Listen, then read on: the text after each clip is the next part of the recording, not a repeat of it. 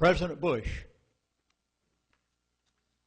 cannot allow oil from the North Slope of Alaska to come to the United States of America.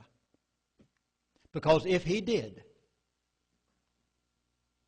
the oil-producing countries of the world who signed on the dotted line in the days of Henry Kissinger would not be obligated to take a certain portion of everything that we give them in payment for oil and turn around and buy our national debt. And the pork in Washington, D.C., and the $8 trillion debt would collapse the American economy and the American dollar. Therefore, our administration today cannot afford to allow you to get the oil from Gull Island Pool, because if they did and brought it out of the ground at $3 a barrel and allowed American refineries to refine it, gasoline at the gas pump within 1 year's time could come down to $1.50 a gallon or less. But Bush and the others in Washington know it would collapse our economy if they did it, and they cannot tell you the truth.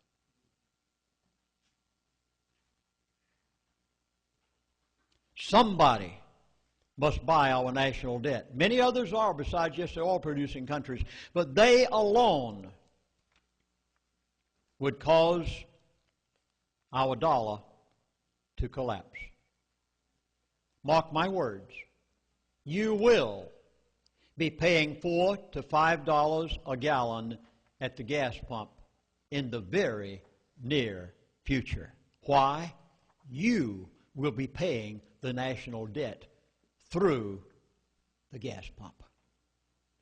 You will be paying the third world countries' loans at the gas pump, taking it off of the table where your children need food,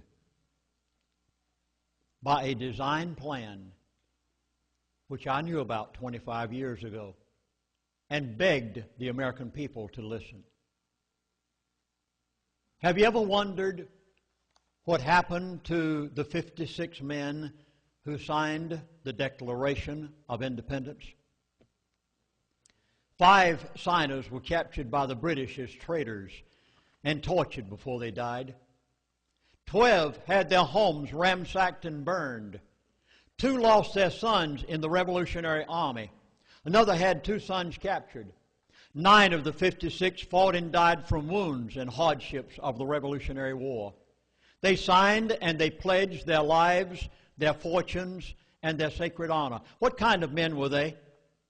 24 were lawyers or jurists. 11 were merchants. 9 were farmers and large plantation owners, men of means, well-educated, but they signed the Declaration of Independence knowing full well that the penalty would be death if they were captured. Carter Baxter of Virginia, a wealthy planter and trader, saw his ship swept from the seas by the British Navy. He sold his home and properties to pay his debts and died in rags. Thomas McKean was so hounded by the British that he was forced to move his family almost constantly. He served in Congress without pay, and his family was kept in hiding. His possessions were taken from him, and poverty was his reward. Vandals and soldiers, or both, looted the properties of Ellery, Clymer, Hall, Walton, Gwinnett, Haywood, Rutledge, and Middleton.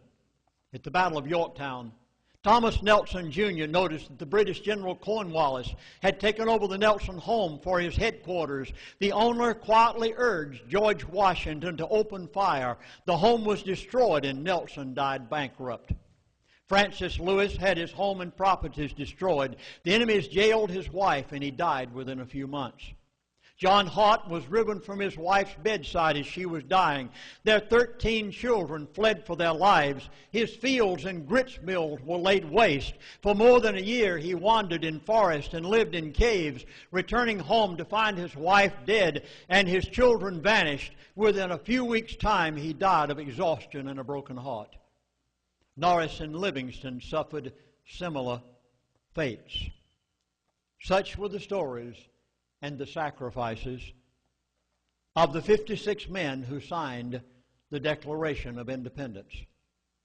They were not wild-eyed, rabid, rousing ruffians. They were soft-spoken men of means and education. They had security, but they valued liberty more. Standing tall and straight and unwavering, they pledged for the support of this declaration with a firm reliance on the protection of divine providence. We mutually pledged to each other our lives, our fortunes, and our sacred honor,